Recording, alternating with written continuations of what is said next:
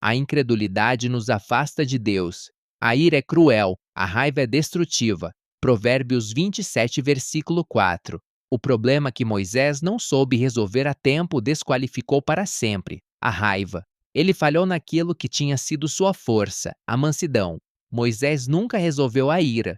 Ele perdeu sua bênção e não entrou na terra prometida por causa de seu mau humor irritado. Ele matou um egípcio, Êxodo 2, versículo 11 ao 14, e depois falou impulsivamente ao faraó, Êxodo 11, versículo 8.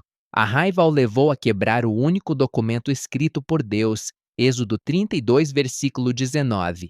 Costumamos desculpar Moisés por destruir as tábuas em um acesso de raiva, mas Deus nunca o fez.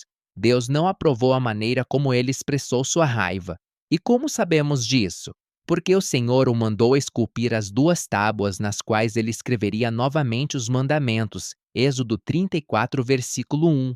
Deus foi tolerante e esperou pacientemente que Moisés resolvesse o problema da raiva. 4 décadas após o incidente das tábuas, Deus colocou Moisés novamente atrás da mesa. Ele teve que repetir a mesma matéria em que havia sido reprovado anteriormente. Ele foi testado em sua paciência. E como ele se saiu? Ele foi reprovado novamente e dessa vez estragou tudo. Números 20, versículo 8 ao 12. Deus não tolerou mais seus acessos de raiva e o condenou à morte antes de entrar na terra prometida.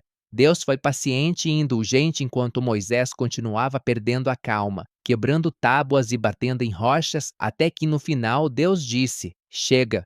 Por incrível que pareça, o homem que Deus chamou de o mais manso da terra, Números 12, versículo 3, perdeu sua bênção por causa da raiva. Parece que a raiva era um problema familiar não resolvido. Seu antepassado Levi, Êxodo 2, versículo 1, teve o mesmo problema, Gênesis 49, versículo 5 ao 7.